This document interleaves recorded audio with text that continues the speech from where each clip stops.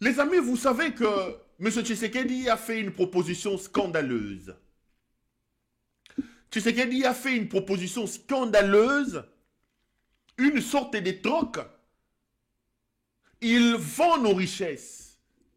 Il vend notre sol et notre sous-sol aux Américains au profit de son pouvoir, au profit de sa protection. Les accords qu'il négocie entre lui, les États-Unis d'Amérique et le Rwanda, nous les avons plusieurs fois dénoncés ici. Nous avons dit aux Américains, vous êtes en train de faire l'horreur de votre vie.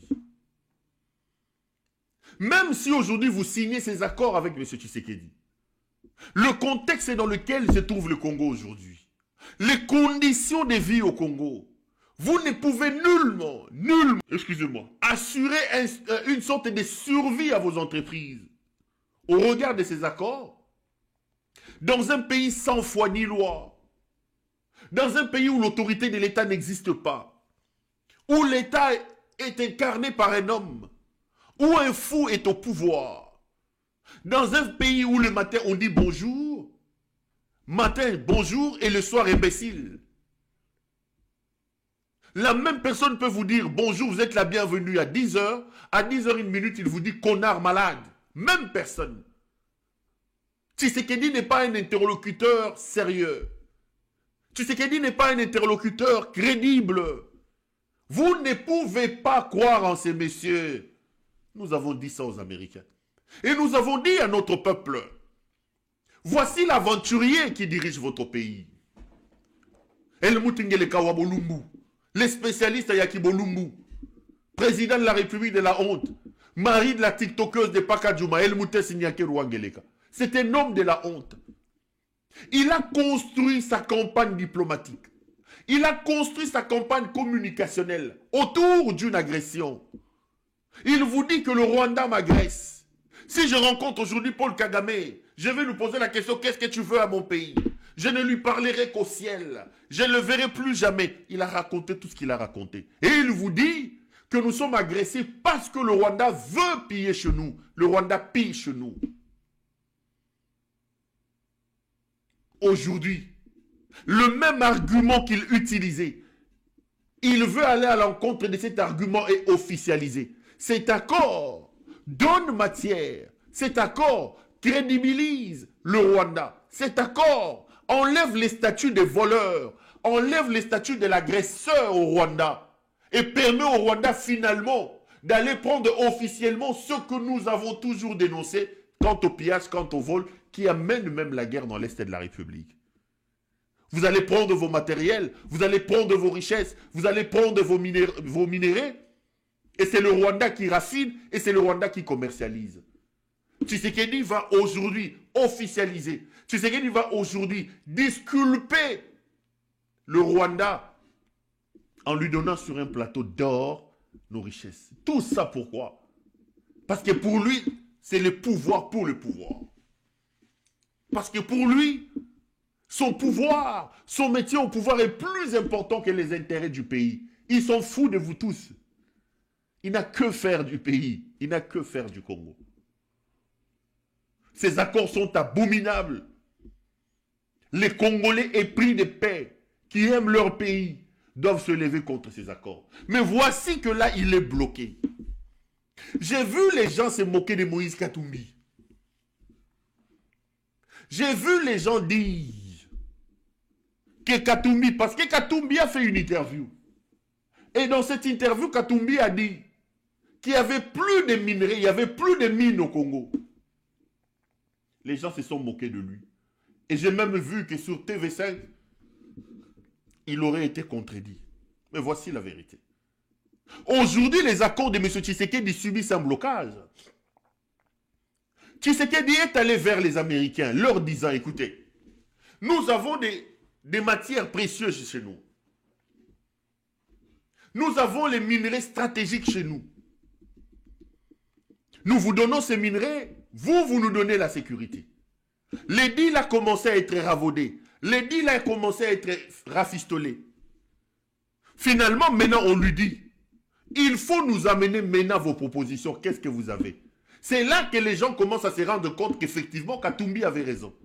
Non pas que le Congo n'a plus de mines, non pas que le Congo n'a pas de richesses, mais la folie de Tshisekedi fait qu'aujourd'hui, nous n'avons pas beaucoup de mines qui sont certifiées. Les rares mines qui sont certifiées appartiennent à des individus. Nous n'avons pas de mines qui sont certifiées. Nous sommes un pays potentiellement riche. Nous avons des richesses que nous ne connaissons même pas. Aujourd'hui, lorsque vous allez par exemple dans des histoires des Coptes, Copte 21, Copte ceci, vous allez voir que l'Afrique du Sud reçoit un peu plus d'argent que le Congo, qui a le deuxième poumon des réserves au niveau, il y a forêt équatoriale, les bassins du fleuve Congo, etc. Mais pourquoi est-ce que nous ne tirons pas profit de ça?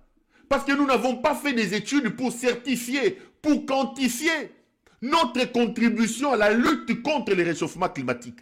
Les pays qui sont sérieux amènent des données chiffrées, amènent des études scientifiques. Ils vous disent, voilà, nous retenons autant de crédits carbone, nous faisons ceci. Mais vous venez, vous dites, non, nous sommes les deuxièmes poumons après l'Amazonie. Le Brésil vient vous dire, avec la forêt amazonienne, voilà ce que moi j'ai fait, parce que ça a été étudié, parce que ça a été quantifié. Mais vous, avec la grande forêt équatoriale, des voleuses comme Bazaïba, tous, vous n'avez rien fait, il n'y a aucune étude. Et vous allez voir qu'au niveau de la répartition des enveloppes, moi j'ai vu le Congolais être offisqué par exemple, que vous allez dans une COP, lorsqu'on distribue les enveloppes, l'Afrique du Sud a plus de revenus que nous. Ils ont travaillé, ils apportent des éléments chiffrés. Vous avez des richesses dans votre sol, vous avez des estimations en termes de richesses, mais où sont-elles? Où sont les mines certifiées? Il n'y en a pas beaucoup. Les rares qui existent chez nous appartiennent à des individus, appartiennent déjà à des sociétés. Tshisekedi dans sa folie, Tshisekedi dans mon Yibinaye, à Lualaba, ailleurs, chaque membre de la famille Tshisekedi a une mine. Les bandits de Christian Tshisekedi, il y en a plusieurs. Jacques Tshisekedi, voyou, plusieurs mines. Et Yengasaki Namwangeleka, la vieille maman là, elle aussi, elle a ses mines. Elle peut même venir comme ça, elle arrache les mines des gens. La TikTokeuse ici, tous les millions et les milliards qu'elle vole et qu'elle donne à ses amis les TikTokeuses, elles ont aussi des mines. Elles travaillent avec des Chinois, elles travaillent avec ceci, elles travaillent avec ceci. Ça, c'est les rares mines qui sont certifiées. Aujourd'hui, parmi les mines stratégiques, la plupart se trouvent dans l'Est de la République. Vous avez par exemple la mine de Rubaya qui est certifiée.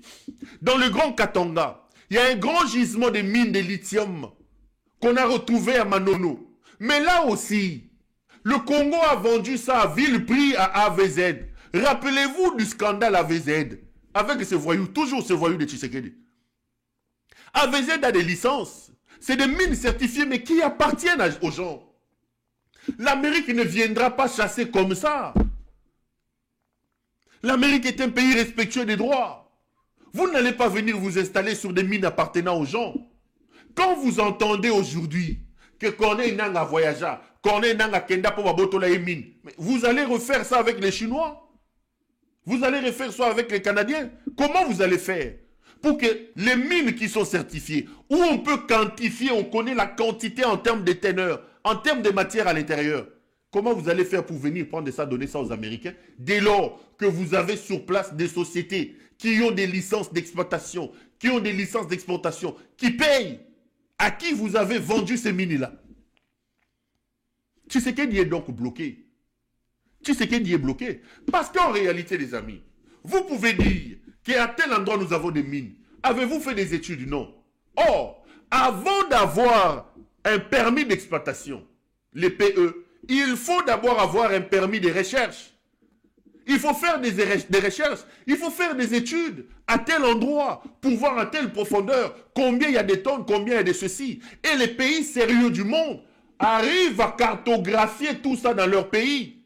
La République sort de l'argent pour mener les études de son sol, de son sous-sol. Ils arrivent à quantifier ça, ils arrivent à cartographier ça. Et ils peuvent éventuellement, avec des études sérieuses, démontrer aux interlocuteurs. Mais il n'y en a pas au Congo. Nous n'avons pas de mines certifiées. Donc, quand Katumbi disait qu'il n'y a plus de mines au Congo, il ne disait pas que nous n'avons plus de richesses dans notre sol et dans notre sous-sol. Il parlait de mines certifiées. Il n'y en a pas. Il n'y en a pas. Donc, les Américains, s'ils veulent signer avec M. Tshisekedi, ils vont signer, mais d'abord pour avoir des permis de recherche qui peuvent prendre 10 ans de recherche. Le monsieur est donc bloqué. Mais voilà là où il pousse encore un peu plus loin la folie. Tshisekedi était malade, les amis. C'est fou, Tshisekedi était malade. Tshisekedi a décidé d'ordonner à la Gécamine de liquider les rares pourcentages que la Gécamine a dans les joint ventures. Vous savez que la plupart des mines, des privés, des étrangers qui sont au Katanga, ce sont des mines cédées par la Gécamine. Lorsqu'on a saucissonné la Gécamine, lorsqu'on a décidé de charcuter la Gécamine, d'ailleurs Albert Yuma vous dit, c'était les conditions posées par les bailleurs de fonds, les FNI, etc. La Gécamine, pour sa survie, a quand même gardé quelques pourcentages. Vous allez voir que dans telle mine, il faut une joint venture, la Gécamine garde 20%. Pour telle autre mine, il faut une joint venture, la Gécamine garde quelques pourcents. Tshisekedi étant bloqué, n'ayant pas de mines certifiées, pas d'études sérieuses, Tshisekedi veut bazarder les pourcentages restants de la Gécamine. Ce sont ces pourcentages-là que Tshisekedi veut récupérer pour aller marchander avec les Américains. Ceci va donc amener à la disparition de la Gécamine. Tshisekedi est capable de détruire un flambeau, un flairon de notre histoire, de notre économie qui s'appelle la Gécamine. Le plus important pour lui, c'est de rester au pouvoir, de s'enivrer, de faire grossir son ventre, de faire grossir ses joues. Ce n'est pas son affaire que les gens qui travaillent à la Gécamine, que de relancer la Gécamine, ce n'est pas son affaire. L'idée, aujourd'hui, c'est donc de prendre ces quelques parts qu'il y a à la Gécamine. Parce que la situation dans l'Est de la République, quel est l'intérêt pour les Américains aujourd'hui? Alors que ce sont les Rwandais qui contrôlent ces endroits-là. Ce sont les Rwandais qui soutiennent les M23.